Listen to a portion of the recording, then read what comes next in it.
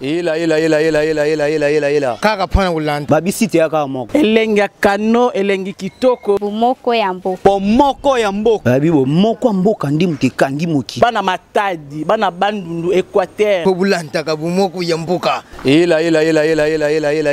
Bomoko ya mboka. Zibeka MM na bela. Indi na bomoko ya mboka. Lanta bomoko ya mboka. Bomoko ya mboka. Elengi kano. Pour ngai ezalaki choc na émotion. Kokata papier ya transfert na ya césarienne wana kataki pambate na kata ipo na ozanga. Naza na difficulté oboka bala misatu ngamoko parce que na satandaki te ke na obota bala misatu na yebaki te donc na osenga ka ba soutien na bino so boza na bo soutenir nzamba wa pampu. Naza lisusu na musala te. Zemi yaki to préparaki to yebaki mwana za moko. Mais tant na yo na césarienne na montant na ba fixaki na zaïma muta ko assister ngaite. Alors na tigela ki nzambe charge tangu maman infirmière yaki po abotisa e nde nazwaki papier wana ya césarienne na bombaki na poche na tikela nzambe par et nzamba sali l'expérience ya ba maman pe sali ba aider biso bana babotami misato. Mais le seul problème on a tikali nango Koboko la bano misato du kubo et na okokate parce que naza bisika hotel melana nte.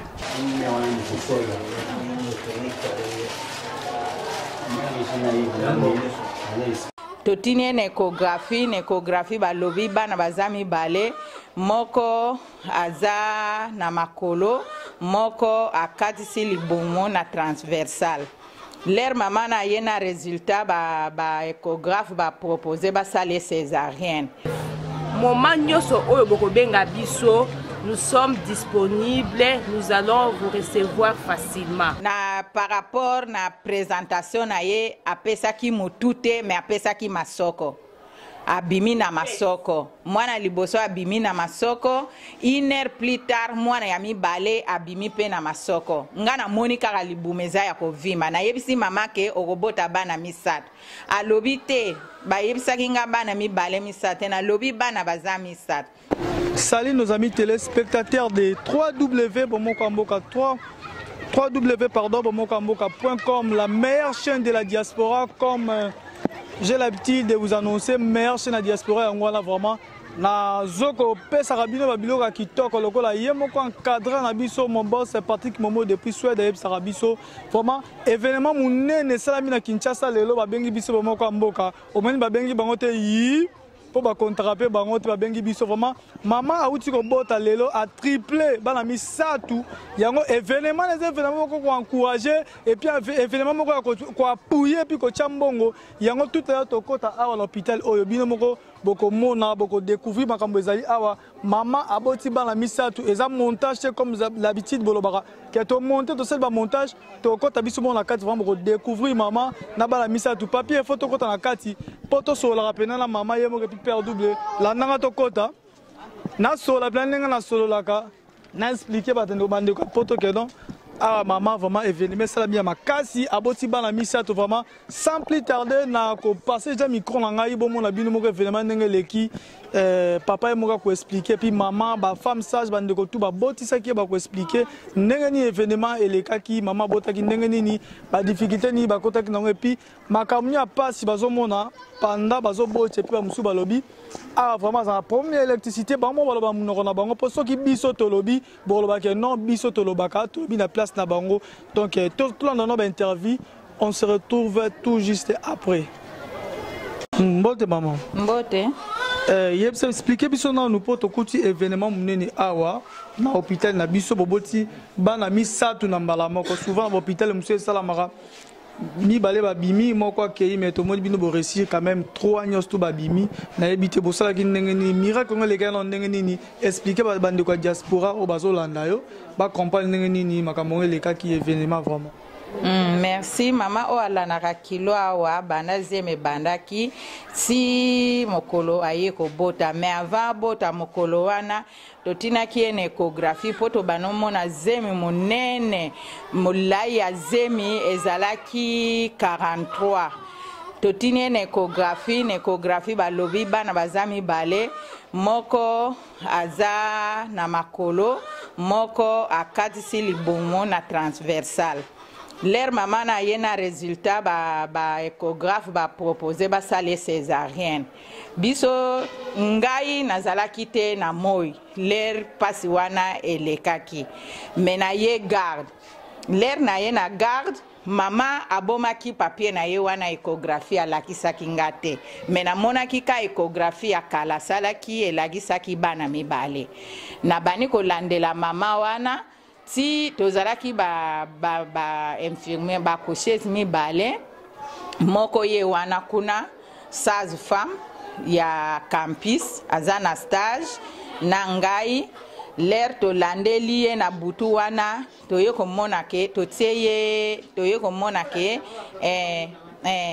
toye komona ke akomi na ngonga kobota wana mwana liboso abimi na makolo mwana ya mibale abimi pe na abimi na makolo ndenge il faut expliquer bandeko baolanda ba comprendre abimi na makolo ndenge mwana na par rapport na présentation na ye apesaki mutu te mais apesaki masoko abimi na masoko mwana liboso abimi na masoko 1 heure plus tard mwana ya mibale abimi pe na masoko nga na moni kaka libumeza ya kovima na yebisi mama ke okobota bana misato alobi te bayebisaki nga bana mibale misato na lobi bana baza misato tina 3e accouchement wana mwana wana aye kopesa mutu abimaki na masoko te mais abimaki na mutu accouchement na ye esalemi depuis banda 3 heures ti to silisi na 8 heures du matin to tiepe mama makila po a lembaki asilaki pe makila to rapidité to somi pe makila to tieye ndenge to sovaki bana l'air papa bana ye na monika mutu avani na kiti akidisi mutu abani kolela azui papier moko na maboko na ye apasoli na tunie papa papier wana ozo pasola nini échographie bayebisaki ngana sala césarienne na pesa $250 na lingna zulango wap ngana lobi yo bapesaki yo papier ya césarienne mais ozui ango bombi po tante ngai na memanga menzame alikolo asungi biso ke accouchement eleka na ndenga malamu po eloko moka mabe yate de lolenge wana to bunaki bituma po to longa ko botsa bana misato na nzela ya bon message ne ko pesa bandeko balando na diaspora et puis opesi pe komba hôpital pona bandeko baza pe nzinga me baza libanda pe mboka baza na bandeko na bango ba ko adresser bango pe pona opesi komba hôpital et puis message na bandeko no so balandi yo komo ya maternité na biso eza maternité Saint-Christophe biso to bengi bandeko nyonso ya diaspora batala miso na bango pe na maternité à Saint-Christophe po toza pe maternité o ezo sauver bana ebele ya cité Baudouin pe ya nzinga ya Manenga ba mususu ba utaka na breaking ba mususu kitambo kaka ndenge bayoki message ya Saint-Christophe to banaki yango depuis 2015 truc to komi na juillet wale 4 juillet tozo kogisa 5 ans bana to bani maternité na biso to yebi ndenge nini mwasi akufaka na place a robota te to botisaka par mois o eleki o ya 5e mois to botisi 135 to zui ata décès maternel moko te ba mama ba bimaka na kimia na bana na bango ba sepeli mais loko moko ezo pesa biso pasi biso to zana couveuse te poto batela bana o ya mike ba bota maka na petit poids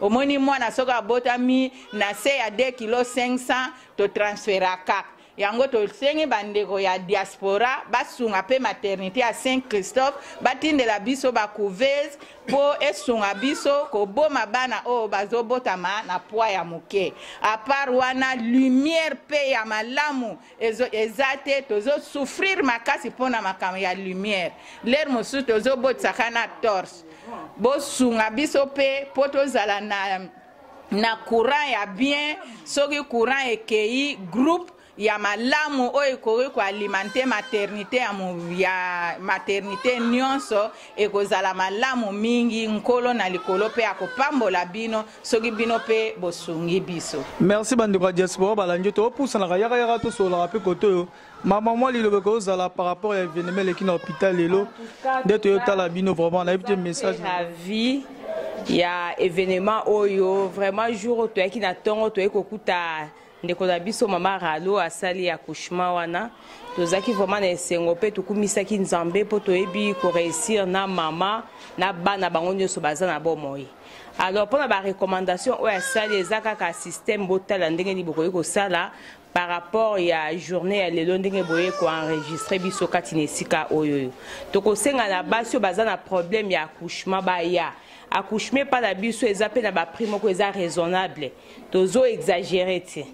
Donc baprix ya accouchement eza raisonnable soki moyen kozala batu baya kobota consultation ezali pe tosalaka chaque mardi na chaque mercredi nde tolandelaka basi oyo baye mpona kolanda CPN awa. Ba coucheuse bazali awa tous les jours à partir à 7h30 ti lobby wana donc bazali permanence eza vraiment adéquate. To remercier bino na ndenge boye kozwa ba image oyo Zamba pambola bino. Merci. Merci to poussani koto papier fozoya to poussanaka. To mona sko mama ye moko ye yo mutakolo événement mutabimisi bano misat bozomona.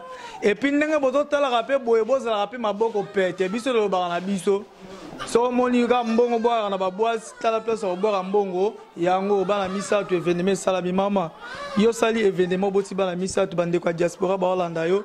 Bamsuba ondi mo pete yo moko loba nanu ezaki ndenge nini bakosi pe na échographie trop o bana mibale o boye na boye vraiment yo moko na loba nanu message nyoko pesa bandeko ba Holanda na poto na sikoyo moi message ba difficulté makambo zangi tout oko loba ngope. Donc dans une difficulté au boka ba misatu ngamoko parce que na satanda kite ke na bota bala misatu na yeba kite donc na senga ka ba soutien na bino. Donc maman azolo bane mingi te pour moi émotion ya événement ndenge zalaka kaka ngana lo baka na place na ye ozala mbongo nyoso lingo tinda ye moko pesa numéro na ye po tinde pa na biso to tinda ki boliaki yango donc papa pa zali to rezoyer mo pa za mieux placer au loba maman moi liloba suka nanu pona lelo liloba moi suka pona bandeko parce que so ko loba te moi liloba suka papa zali a relobela na place na. Merci beaucoup.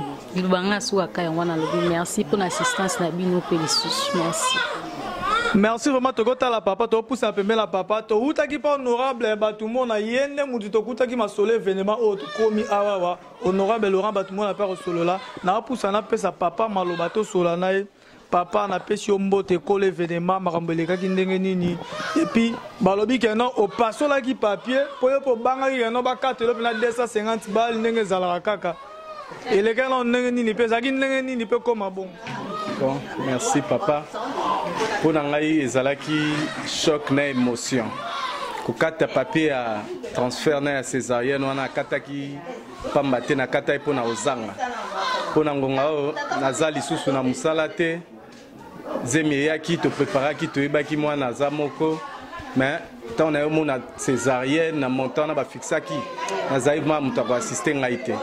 Alors natigela nzambe charge tangu maman infirmière ayaki po abotisa ye nde nazwaki papier wana ya césarienne na bombaki na poche natikela nzambe par et nzamba sali l'expérience ya ba maman pe sali ba aider biso bana babotami misato mais le seul problème on a tikali nango koboko la bano misato du kubo et na okokate parce que dans un bisika hotel melanante to ça na ba honorable Laurent Batumo na bazali na parlement ba batondi pe belé moi message parce que événement oyo to zona na carte honorable na ndako honorable Laurent Batumo na l'entente wutu wana ba on ba indiquer biso awa to mona ke pe na photo na maboko na ebite PCP message par rapport à charge oyo baza misato dans temps ça ko aider pe azo moi charge ya mara mususu amike mike pi bandeko ba ndara biso pe na poto baza bandeko mo pe ba mususu mitu na bango salaka bien ba yedaka pe biso parce que diaspora za bata maboma to yebia bata bien bazawana loka ba vena biso lokola ba juna muna bazana ba boss na biso Patrick Momo bazana ba maman Pauline bato belé.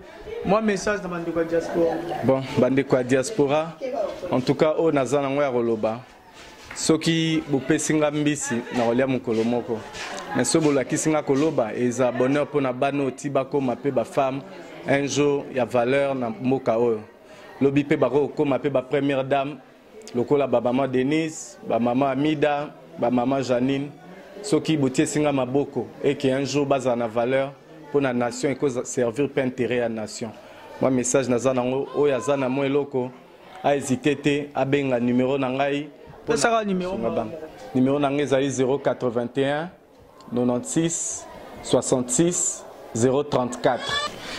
Maman Baksa moi le bava to kata to clôturer babi a boti plus de 100 et quelques femmes décès a vraiment té na CPL pour l'expérience au hôpital peso compter dans moi pe maman na biso bo sara musala bi hôpital les a bien maramba bien na ebité moi message na ko Baksa pour na bandeko ba olanda biso message ezali onga na ko bakisa na Saint Christophe biso vraiment tozo recevoir ba maman ebelé bazo ya ko bota to sali déjà depuis 2014 non 2014 ti lelo to connaître ta de ce mon côté mais soki tozana mikakatano tozalaka na moi capacité à se débrouiller to maintenir to soutenir maman après to référer mais sauf que problème tozana ngo pona ba nouveau né na biso tozala na moi cabine moko ya bien poto pesa bien ba soin na ba nouveau né na biso que mikolo nyonso moi na botami parfois souffrance fétale to référer kaka babi bozo bolta pe na ba torche de mwinda ma ya nini ba torche moko boy ora ekei moi 2 heures du temps to tcheba torche mbang mais tozo ko sala ba couchement na biso très bien donc ba condition wana ngo to lobby soki muto azali akoki kosunga biso akobongisela biso baye kobongisela biso mwa babiloko wana en tout cas tokosepela makasi na ndenge tobotisi bana na biso boyo 3 to vraiment to sali effort moko akotaki na asphyxie souffrance fétale mais na mwa babuyo to tcheche mwa ba milangi ya mai toyaki ko récupérer ye azana ye wana bango 3 bazali eloko to senginde yango wana vraiment moi cabine moko ya nouveau né ya néonatologie po na bana na biso ya Saint Christophe oh tolobaki te tolobi mère ye mo pa lobi bozwara maboko botia na hôpital Saint Christophe babotisi trop depuis 2015 2019 décès ate mutakufi te ngala lobaka na vérité ana lobi etali bino abupia mère yo asengi déjà ba soutien ape papa ucholo ba soutien ba mbongo o bino bakisa so eloko ezali bakisa bosani koloba adresse na biso tozali na quartier ancien combattant quartier J numéro 27 arrêt Gramalik na kati ya paroisse Saint Christophe pour eza centre ya basango ya archidiocèse de Kinshasa toza na kati ya paroisse Saint Christophe mais biso toza na côté médical pour nini service ya école Pézali, paroisse Ezali, mais biso siko eza centre et maternité Saint Christophe. To fonctionne à 14 ans à dispensaire Ezali, dispensaire tozo sala de 7h à 15h30 tozo soigner presque ba maladie moi mingi, tozo na service spécialisé peza awa dentisterie, beaucoup la dentisterie Ezali, to yambaka ba dentiste chaque lundi, mercredi et puis vendredi ba yaka po na hôtel na makabo etali mine. Tozo na ophtalmologie, service ophtalmologie Ezali, on est fonctionnant qu'à mercredi et jeudi. Je crois bien que tu dois faire prise en charge de diabétique na biso bango ba ka deuxième samedi du mois. Bongo ba bazana problème pe ya sucre ba ko ya to soigner kana ba tuberculose y compris d'autres maladies. Ba médecin pe ba ka awawa. Ba médecin ba consulter chaque lundi, chaque mardi, chaque mercredi pe chaque jeudi. Je crois ba prix ezapé abordable. Bongo to remercier bino na présence na bino ndenge boye ka même ko tala événement munene oyoyo et l'équipe Katina Saint Christophe. Merci beaucoup. Merci na bandeko tout bolandi biso bango balobi biso lobeli bango te vraiment pour na lelo biso na bino to kabwani awa wa bozi ba coordonner ba numéro bobenga bango po bino moko bo pesa biloko na bango epa na bango to boyi bino bobenga biso bo pesa biloko na bango epa na biso ezala kenda to kataki to salaki boye ba numéro ezala na bango ba pesi bobenga bango moko po bo déranger biso te bozo ba biloko na bango bo pesa pour la prise en charge pour aider bana pour na lelo biso na bino to kabwani awa. En tout cas, nous avons déjà expliqué là où se trouve le centre Saint-Christophe.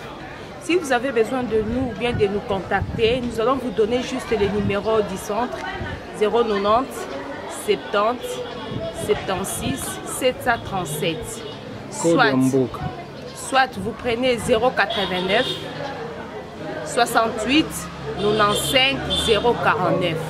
Moment nyoso oyo bokobenga biso, nous sommes disponibles, nous allons vous recevoir facilement. Et je crois bien, nous sommes presque à la fin, nous vous remercions encore de plus. Merci. Kaka pana ulanda. Babisi te aka moko. Elengi kano, elengi kitoko. Bomoko ya mboka. Bomoko ya mboka. Babi bomoko ya mboka ndi muteka ndi moki. Bana Matadi, bana Bandundu, Équateur. Pobulanta ka bomoko ya mboka. Bomoko ya mboka. Zibeka na Bela. Indi na bomoko ya mboka. Landa bomoko ya mboka. Bomoko ya mboka elengi kano.